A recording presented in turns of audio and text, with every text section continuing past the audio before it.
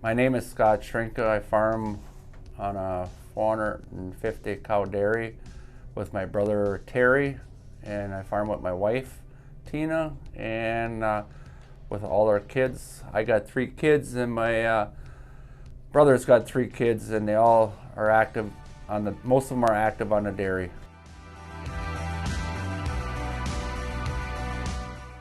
We milk about 450 cows. We raise all our heifers on 3 different locations, and we get about 33,000 pound herd average, 1,300 pounds of butter fat, 1,100 pounds of protein.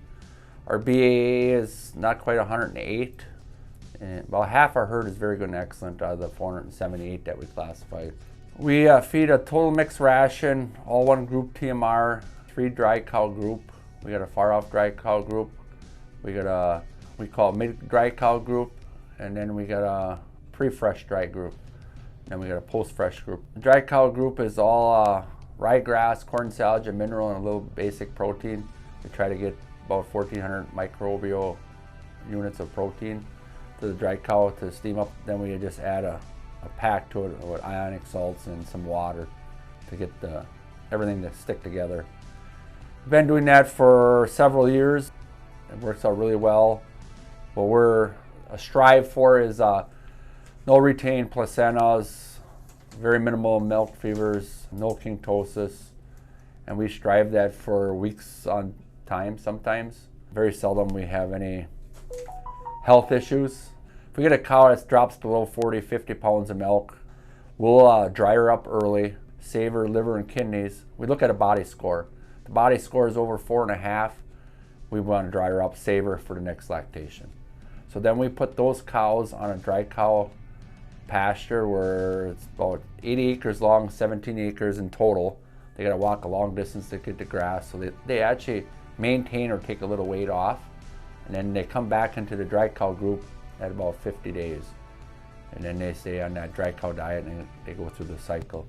We save a lot of cows that way. We don't have no health issues with those cows. To me, lactation starts when the cow goes dry. We dry her up, we dry treat them. They all get vaccinated with Endovac, Dairy, and Guardian, and they get a double dose of it. So that gets done in the dry cow period before they enter the steam up. And that's also when we do the hoof trimming. First week of milk, they're in at 100, 150 pounds a day right away, so they really take off. And then when we lowered our protein in our ration from 16 to 14, so we saved some protein. And what we were striving for is to get our MUNs. Our MUNs were around that 10, 12 average in the herd, and we got them down to 6 to 8. So we saved on protein. Cows are milking more, healthier animal. That's kind of what we were striving for. So I mean, you take care of that ration, everything else pretty much goes smooth. My role is to troubleshoot anything that's falling off the railroad tracks, and then finding it and then bringing it back on the rail tracks. I do all the artificial insemination out here, but I'm also walking out there checking, making sure the cow's got a proper teeth coverage, make sure the foot baths are run properly, the plugs are in them, and there's solution in it. And the employees are running them through not the last group. They open a gate and they let them go down the holding area. Already pushing up feed properly, already giving enough feed all the way to the end. Another thing when I'm out there breeding cows, already clean the stalls out properly.